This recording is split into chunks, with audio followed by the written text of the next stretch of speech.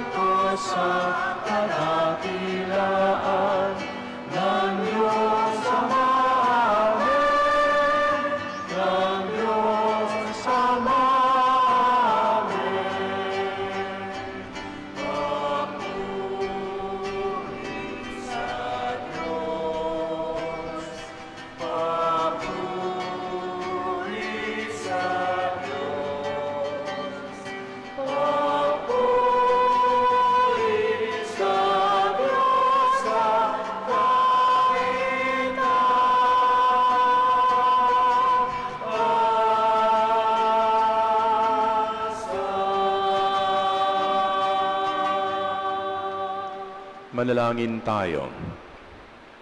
Ama namin makapangyarihan, ipagkaloob mong may taguyod ang sanlibutan sa matiwasay na pag-iral, ayon sa layunin mo para sa aming kapakanan, sa pagsamba sa iyo ng may panatag na kalooban, sa pamagitan ni Kristo kasama ng Espiritu Santo, magpasawalang hanggan. Amen.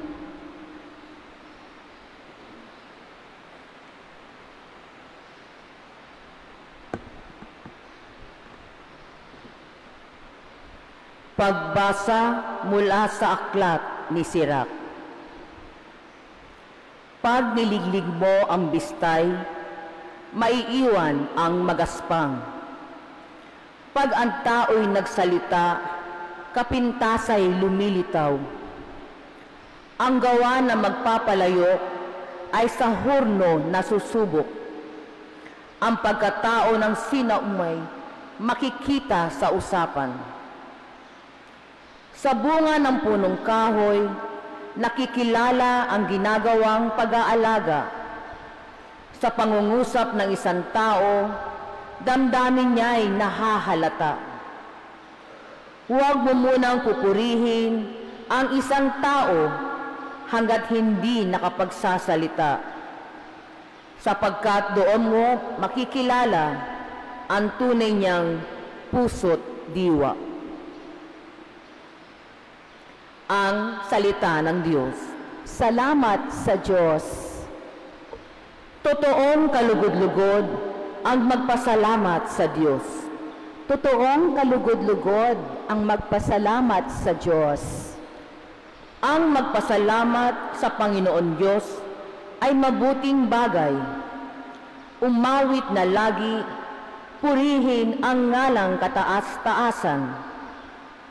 Pag-ibig niyang wagas ay dapat ihayag kung bukang liwayway. Pagsapit ng gabi, ang katapatan niya'y ihayag din naman. Totoong kalugod-lugod ang magpasalamat sa Diyos. Katulad ng palma, ang taong matuwid, tatatag ang buhay. Parang mga sedro, kahoy sa Libano, lalagong mainam. Parang punong kahoy na doon natanim sa tahanan ng Diyos. Sa banal na templo, ito ay lalago na nakalulugod.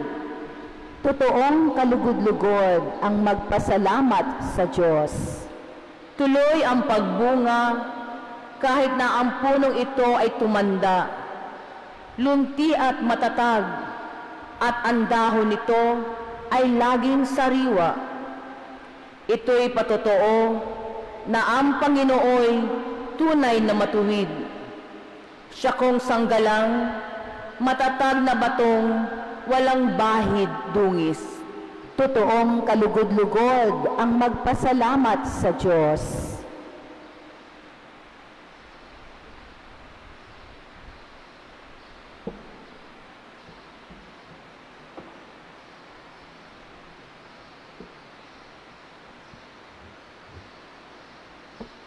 Pagbasa mula sa unang sulat ni Apostol San Pablo sa mga taga-Korinto. Mga kapatid, kapag napalitan na ng walang pagkabulok ang nabubulok at napalitan na ng walang kamatayan ang namamatay, matutupad ang nasasaad sa kasulatan.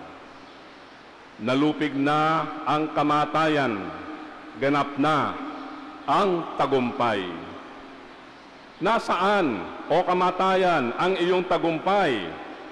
Nasaan, o kamatayan, ang iyong kamandag? Ang kamandag ng kamatayan ay ang kasalanan, at ang lakas ng kasalanan ay nagmumula sa kautusan. Magpasalamat tayo sa Diyos na nagbibigay sa atin ng tagumpay sa pamamagitan ng ating Panginoong Hesukristo. Kaya nga, mga kapatid,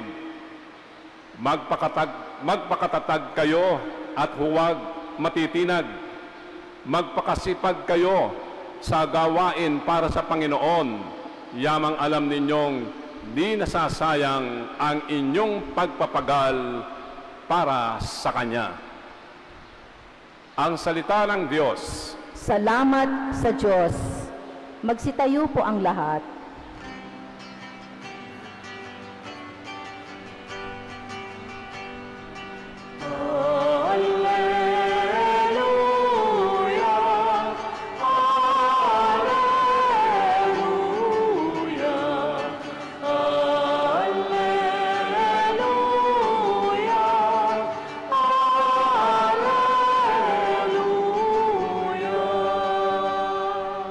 Sa daigdig ay laganap, liwanag na sumisikat, salitang buhay ng lahat.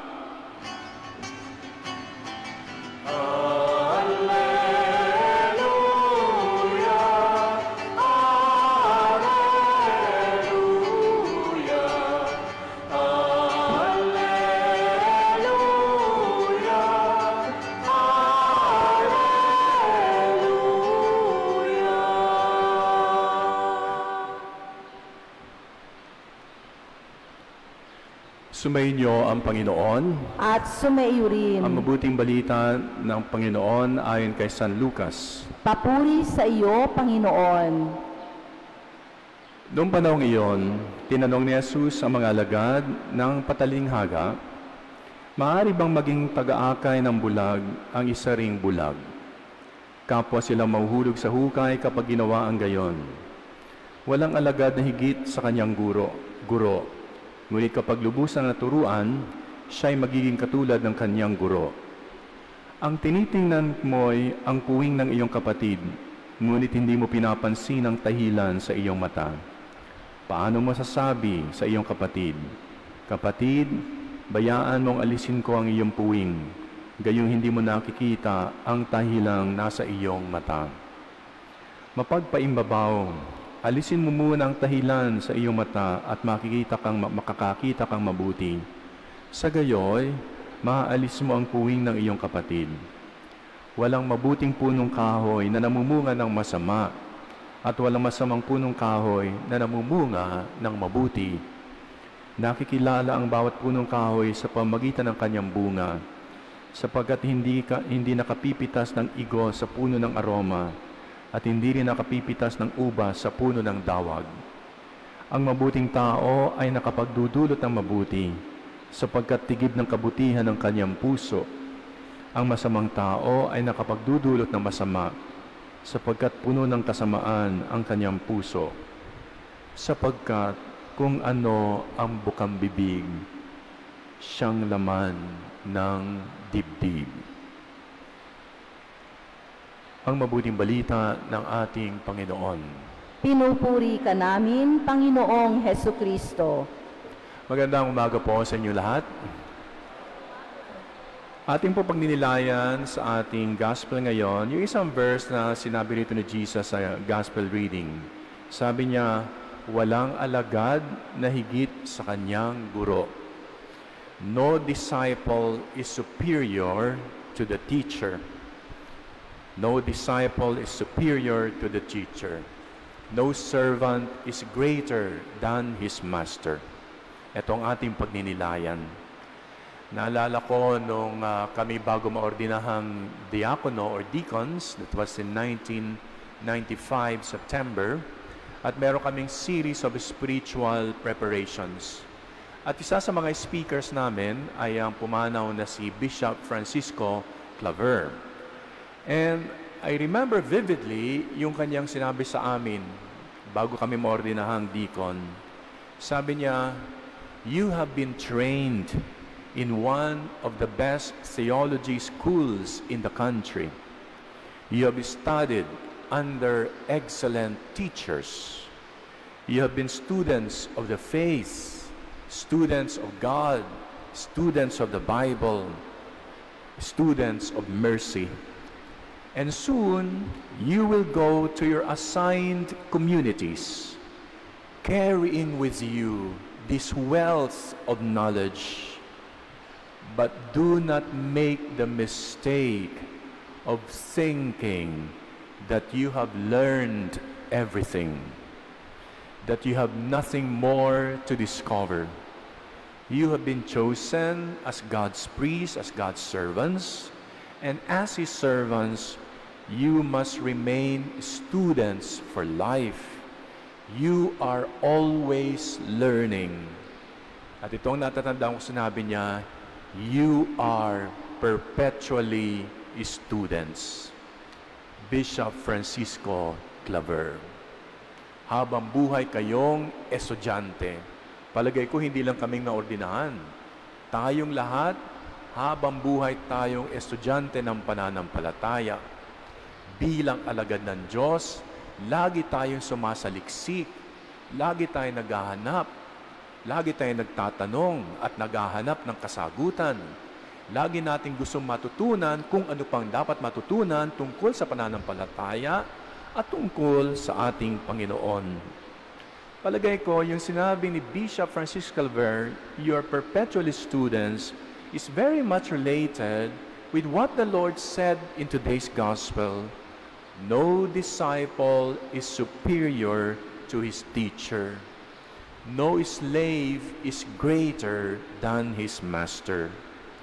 In different passages in the Gospels, several times, Jesus calls us to be His students, to walk in His ways. Sabi niya, "Come, follow me." Sumunod kayo sa akin. Hindi tayo nauna kay Kristo, kundi nakasunod tayo sa Kanya para paulit-ulit na matuto sa Kanya. Sabi rin niya, "Be perfect as your Father is perfect."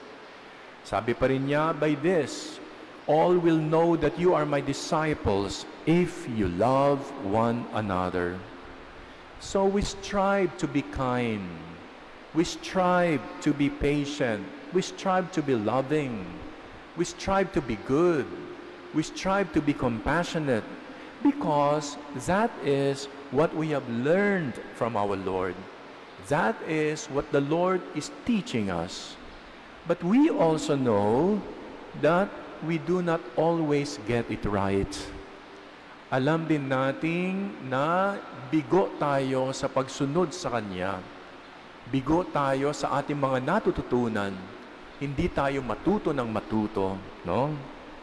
May kilala ako isa in my former parish. Siya ay kilala bilang very cool, soft-spoken, patient, and calm, no? Then one day, punta siya sa grupo, sabi niya sa mga volunteers, "Naku, I feel guilty, Father, I feel guilty." Bakit? Kasi yung kanyang office mate daw, napagsabihan niya ng maanghang na salita. So lahat nagulat sa kanya, sapagkat sa insidenteng yon, she was not always the calm or patient person that she was. She was not patient all the time. Nung ako ho'y bata-bata pampare, may mga ilang parishioners nagsasabi sa akin, "Naku, Father, ba't ka kaya nagpari? Sayang ka naman. 6-footer ka pa naman. Sayang ang lahi mo." Sayang ang lahi mo. Sabi ko, walang problema. 8 kaming magkakapatid na lalaki at 6 doon, puro 6-footer. Oh? So tuloy ang lahi namin mga 6-footer. Pero tuloy pa rin sabi niya, "Sayang talaga, Father." And then these people will volunteer, dahil sa hiwaga ng aking pagiging pare, magbo-volunteer sila ng dahilan kung bakit ako pinili ng Diyos na maging pare. At may mga ilan silang ipopropose. "Father, siguro kaya ka naging pare at pinili ka ng Diyos maging pare kasi hindi ka bobo, no? Hindi ka bobo. Parang ano ka, pag magsalita ka parang hindi ka tunog bobo." Sa loob-loob ko, kung talino ang batayan ng pagiging pari, ang dapat naging pari lang ay si Edril. Number 1 sa klase niya yan eh. Ako hindi ako number 1 sa klase, no? Kung talino ang batayan, di si Edril lang ang dapat naging pari, pati si Mosky. Ako hindi dapat naging pari kasi hindi ako number 1 sa klase, no? Yan si Edril, number 1. Kahit ganyang kaliit yung taong yan, number 1. Ha? Minsan pa sasabihin, "Father, kaya naging pare kasi ano ka, ang tangkad mo eh. Bagay na bagay ka sa altar kasi matangkad ka. Kung tangkad ang batayan ng pagpapari, si Edril hindi dapat naging pari. Ha?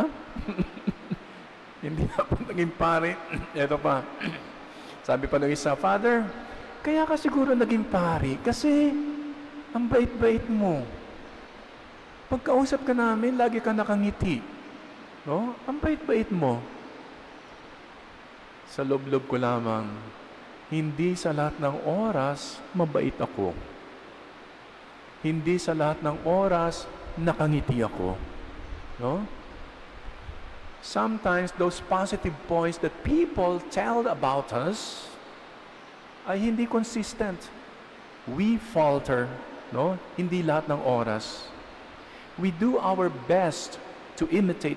Minsan nga, nung bata-bata ako, ang hilig kong sports ay basketball.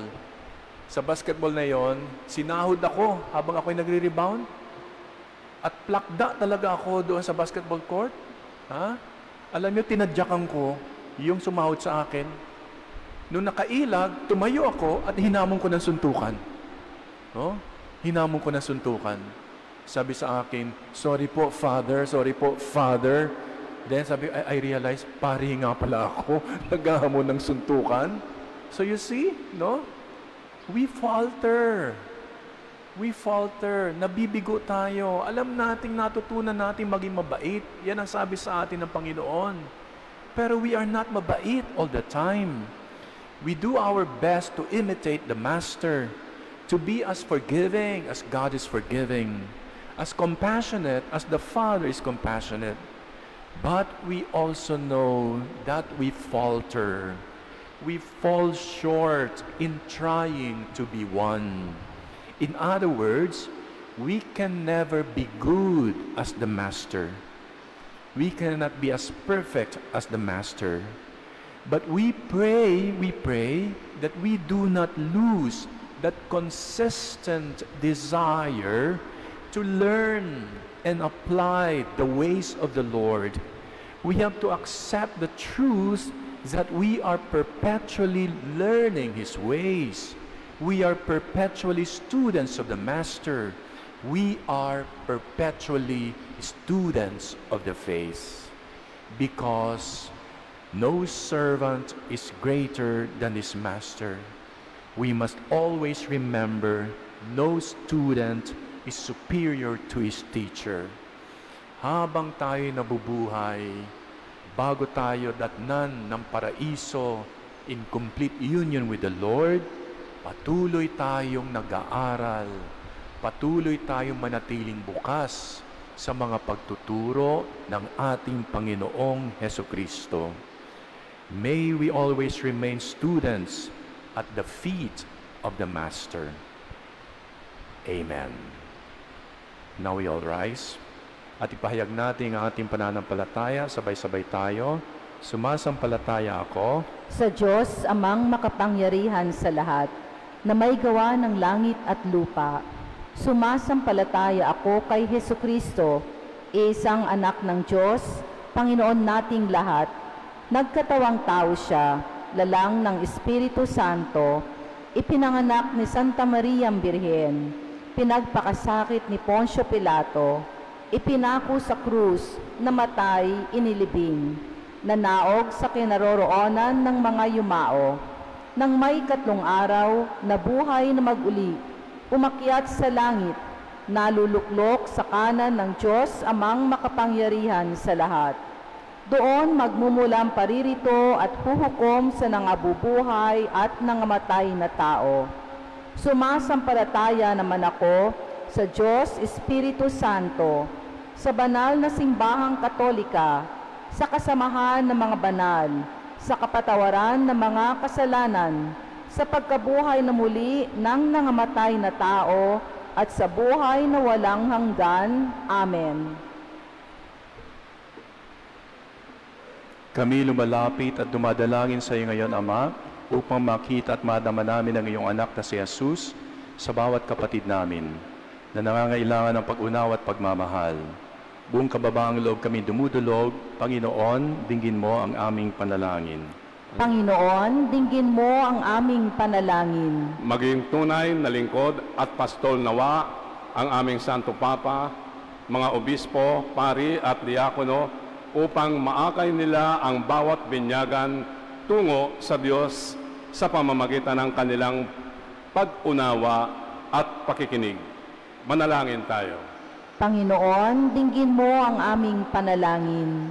Maging mabuting tagapagpataguyod nawa ang mga lingkod bayan ng talento at potensyal ng bawat mamamayan tungo sa pag-unlad ng mga pamayanan. Manalangin tayo. Panginoon, dinggin mo ang aming panalangin. Patuloy nawang maging masigasig ang mga doktor, nurse at mga social workers sa paglilingkod sa mga kapatid nating may sakit, mga may kapansanan, mga matatanda, at iba pang mayroong matinding pinagdaraanan sa buhay. Manalangin tayo. Panginoon, dinggin mo ang aming panalangin. Huwag nawa kaming magkaroon ng talaan ng masasamang gawain at kasalanan ng aming kapwa. Sa halip ay makapamuhay kami ng may pasensya, pag-unawa at pagmamahal sa bawat isa. Manalangin tayo. Panginoon, dinggin mo ang aming panalangin. Sa pamamagitan ng mahabaging pagliligtas ng iyong anak na si Jesus, makapasok nawa sa iyong kaharian ang mga kapatid naming yumao. Manalangin tayo. Panginoon, dinggin mo ang aming panalangin. Ama, bigyan mo kami ng pusong mapagpatawad upang maging daan kami ng iyong kapayapaan at pagkakasundo alang-alang kay Kristong aming Panginoon. Amen.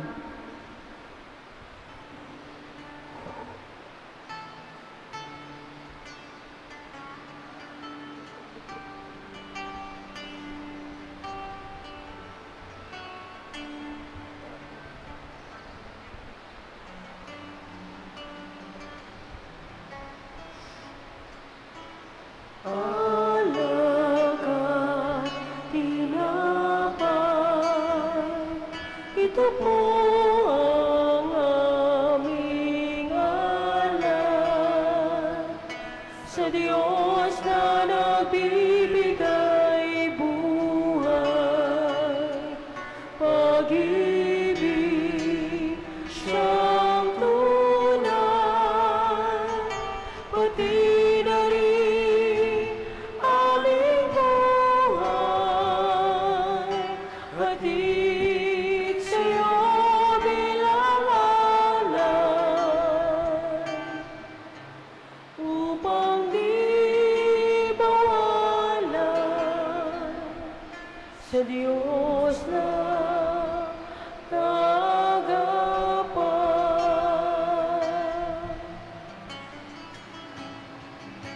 Dasal namin pakinggan, mga hiling namin iyong tugunan sa aming mga kabiguan. Kami iyong tulungan.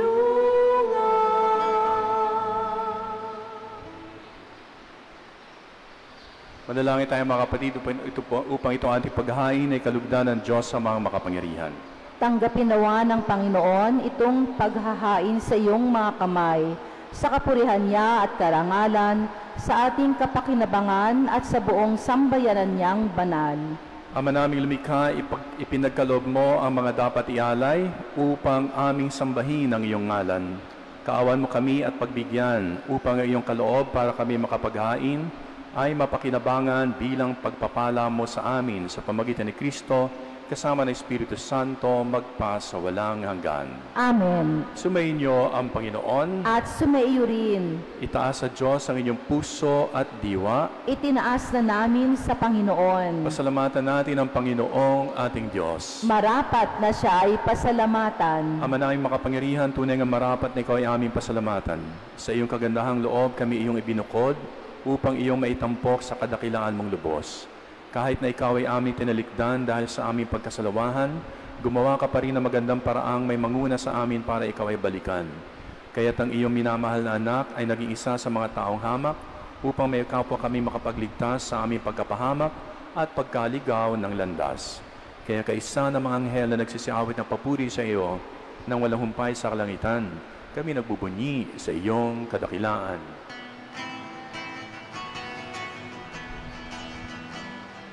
Santo, Santo, Santo, Panginoong Diyos, napupuno ang langit at lupa ng kadakilaan mo. Hosana, Hosana, Hosana sa kaitaasan. Hosana, Hosana, Hosana sa kaitaasan. Pinagpalang na paririto sa ngalan ng Panginoon.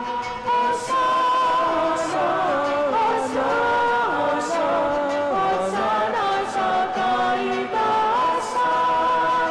Hosana, Hosana sa kaitaasan. Ama naming banal, ikaw ang bukalan ng kabanalan. Kaya't sa pamagitan ng Espiritu, gayong banal ang mga kaloob na ito upang para sa amin maging katawan at dugo ng aming Panginoong Jesucristo. Bago niya pinagtiisang kusang loob na maging handog, hinawakan niya ang tinapay, pinaghati-hati niya iyon, pinasalamatan kanya, pinaghati-hati niya iyon, inabot sa kanya mga alagad at sinabi, tanggapin niyong lahat ito at kanin, ito ang aking katawan na ihahandog para sa inyo.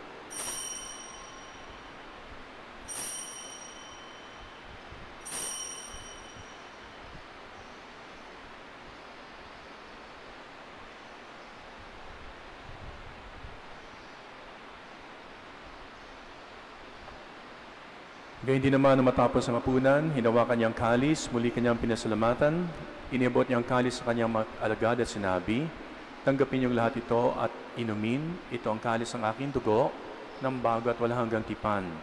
Ang aking dugo ay bubuhos para sa inyo at para sa lahat. Sa ikipagpapatawad ng mga kasalanan, gawin niyo ito bilang pag-alala sa akin.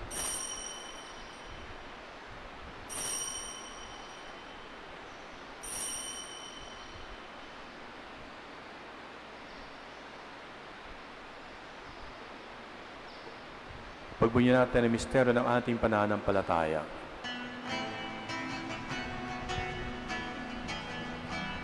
Sa krus mo at pagkabuhay, kami tinubos mong tunay. O Jesus, naming mahal, iligtas mo kaming tanan. O Jesus, naming mahal, ngayon at magpapakailanman. Ama, ginagawa namin ang pag-alala sa pagkamatay at muling pagkabuhay ng iyong anak, kahit iniaalay namin sa tinapay na nagbibigay buhay at ang kalis na kakaloob ng kaligtasan.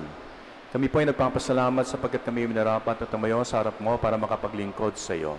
Sinasama namin kami magsasalo-salo sa katawan dugo ni Kristo ay mabuklod sa pagkakaisa sa pamagitan ng Espiritu Santo. Ama, lingapin mo yung simbahang laganap sa buong daigdig. Puspusin mo po kami sa pag-ibig.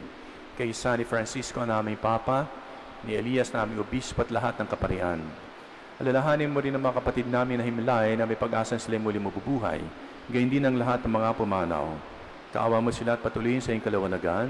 Kaawaan mo at pagitapatin kaming lahat na makasalo sa iyong buhay na walang wakas, kaysa na mahal na Birheng Maria na ina ng Diyos, kaysa ng mga apostol at ng lahat ng mga banal na namuhay dito sa daigdig ng kalugulugot sa iyo. May pagdiwanawa namin ang pagpupuri sa kararangal mo, sa pamagitan ng iyong anak na aming Panginoong Jesucristo. Sa pamagitan ni Kristo kasama niya at sa Kanya, ang lahat ng parangal at papuri ay sa iyo, Diyos ang makapangyarihan kasama ng Espiritu Santo, magpasa walang hanggan.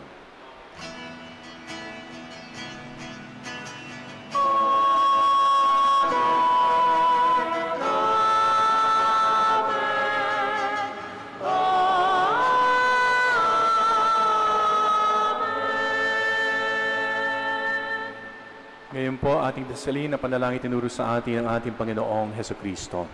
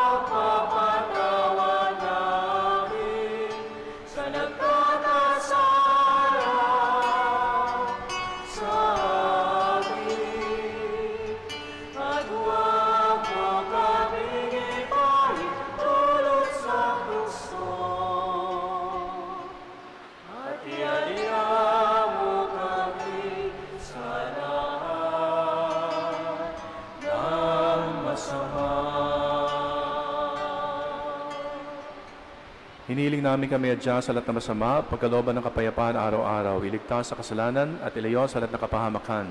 Samantalang aming pinananabikan ng dakilang araw ng pagpapahayag ng tagapagligtas naming si Hesukristo.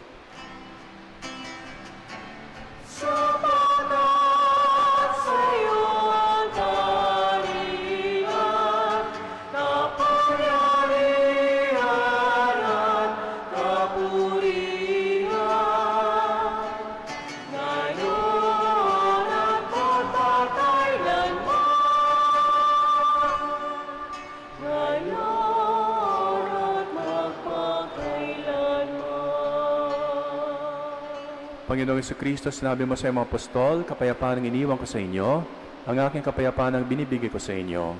Tunguhin ang aming pananampalataya at huwag ang aming mga pagkakasala. Pagkalooban mo kami ng kapayapaan at pagkakaisa ayon sa iyong kalooban, kasama ng Espiritu Santo, magpa sa walang hanggan. Amen. Ang kapayapaan ng Panginoon ay laging sumainyo. At sumayo rin. Ngayon po magbigay tayo ng kapayapaan sa isa't isa.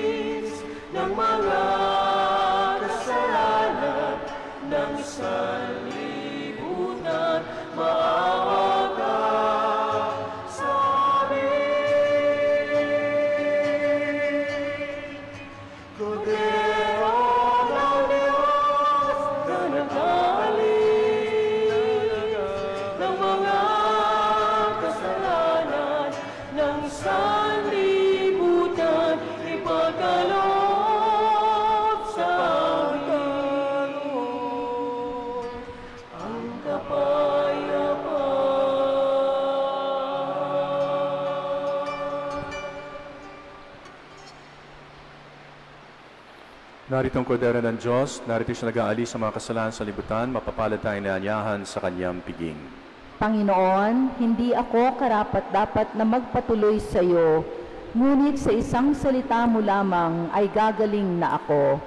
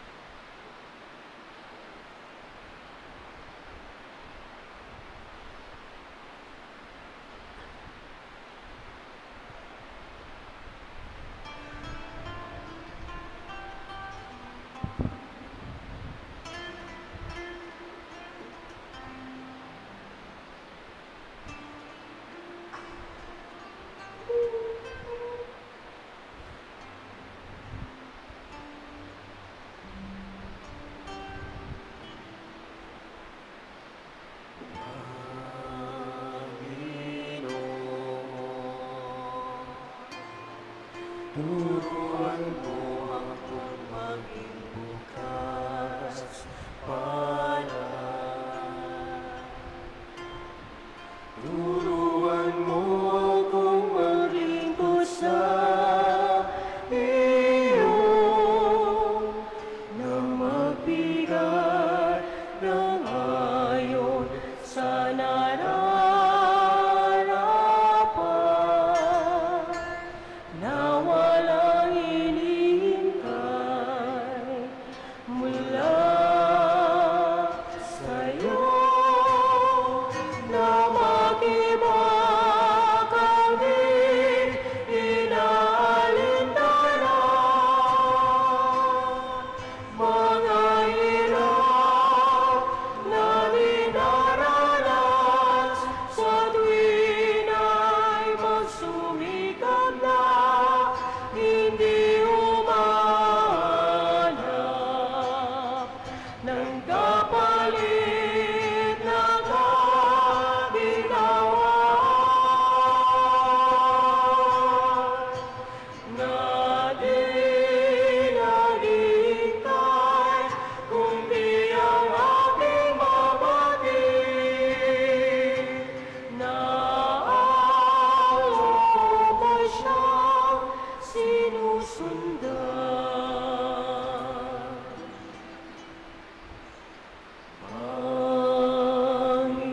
Panginoon, turuan mo akong maging bukas palad. Turuan mo akong maglingkod sa iyo, na magbigay ng ayon sa nararapat,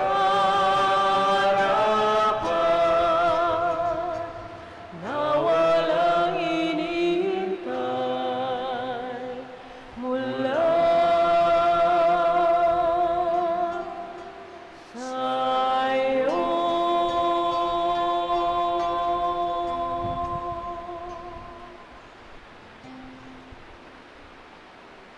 Manalangin tayo. Ama naming mapagmahal, kaming iyong pinapakinabang ay iyong kaawaan, upang ang aming pinagsaluhan ay magdulot ng aming pagkikilahok sa iyong buhay na hindi matatapos. Inilulug namin ito sa pamagitan ni Kristo kasama ng Espiritu Santo, magpa sa walang hanggan. Amen. Please be seated for some announcements. As we prepare for the season of Lent, we invite everyone to bring their old palms to be used for Ash Wednesday. The burning of old palms will be on March 4, Tuesday at 7 p.m. at the Cathedral Patio. The schedule of Masses on Ash Wednesday, March 5 are as follows: 6 a.m., 7:30 a.m., 12 noon, 6 p.m., and 7:30 p.m. The Hijos de Nazareno de Cubao 7 Triduum Masses from February 28 to March 2 at 6 p.m. Anniversary Mass will be on March 3 at 4 p.m. Procession follows after the Mass. Dalwalhati ng Panginoon Community invites those ages 18 and above to the Life in the Spirit Seminar on March 8, Saturday, from 8 a.m. to 6 p.m. at the Parish Center. The seminar aims to help deepen the spiritual life of participants and is free of charge. The Knights of Columbus of the Diocese of Cubao invites everyone to a movie block screening of In Thy Name on March 9, Sunday at 4 p.m. at the Fisher Mall Cinemas, Quezon City. Tickets are available at 700 pesos at the parish office. The Social Services Development Ministry, SSDM, and Knights of Columbus, in partnership with the National Children's Hospital, will have a blood donation drive on March 16, Sunday, from 7 a.m. to 12 noon at the Parish Center. The Extraordinary Ministers of Holy Communion, EMHC, is now accepting new applicants. Application forms are available at the parish office or you may approach any Eucharistic minister before or after the Mass. The Immaculate Conception Cathedral of Cubao is currently developing walking tours that will showcase many exceptional works of art and faith of our Cathedral Church, and this will be launched this March 2025. Please sign up at the parish office if you wish to train as a guide. Thank you. Magsitayo na po ang lahat. Sumayin niyo ang Panginoon At sumayo rin. at pagpalain kayo lahat ng makapangyarihan Diyos, Ama, Anak at Espiritu Santo.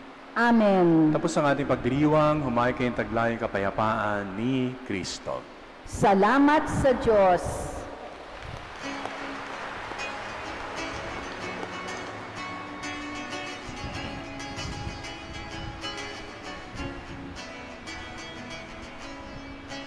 Panginoong lumikha ng kalangitan at lupa, ang siyang sinukuban ay di sukat sa iyong kadakilaan. Ano pa kaya ito nga ba?